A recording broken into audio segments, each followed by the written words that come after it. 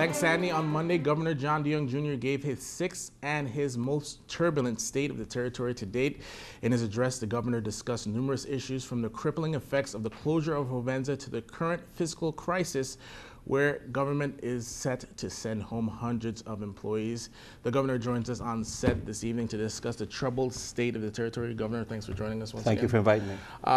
To say your state of the territory was on the offense would be probably an understatement. Do you think you caught senators by surprise with the tone of the speech on Monday night?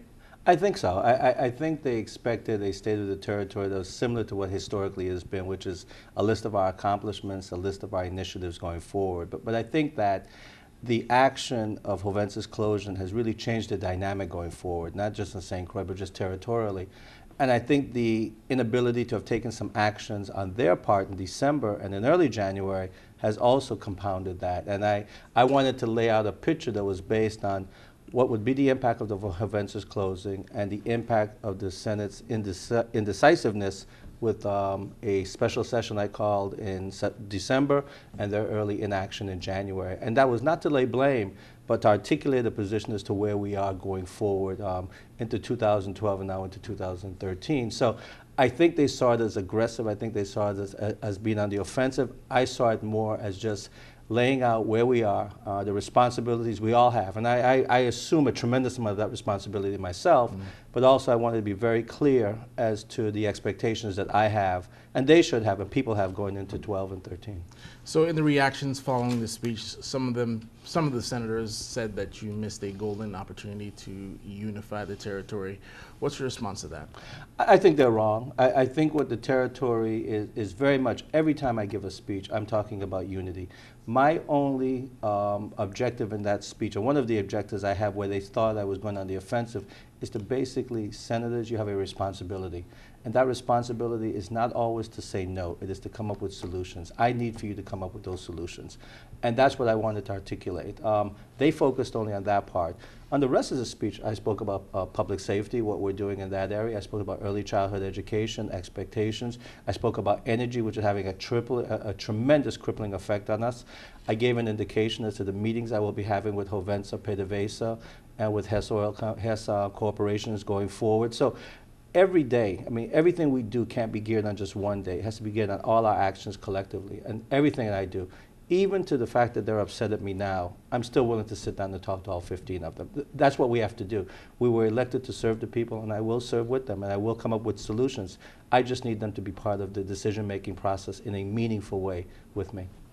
So moving forward, what are some of the solutions that you think you guys will be able to come up with between now and, say, 3-6 months down the line? Well, you know, the tremendous effect for us with HOVENSA, and it's going to be a territory effect, is going to come with the closing. They'll start in the beginning of February, and then April is when the employees will begin to then transition off, and June 30th is when WAPA has to have a new fuel oil supplier.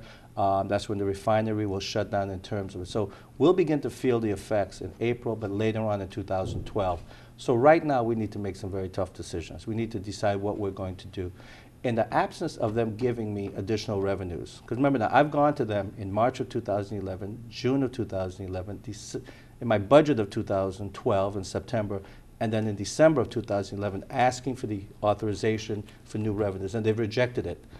In the absence of them giving me new revenues, I only have one solution. There's only one avenue that I can take, which is to look at some restructuring and then reduction in cost. And when you're talking about reduction in cost, you're really only talking about one thing, which is ultimately to reduce the number of employees, unfortunately. I do not believe that's the right way to go. Let me be very clear about that. I think that you get to the point where you're cutting into the bone, where you're cutting into your educators, you're cutting into public safety, you're cutting into areas that we can't afford to cut into, and I think we're getting dangerously close to that.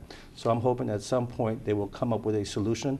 They've rejected my solution, which is fine. I have no problems with that.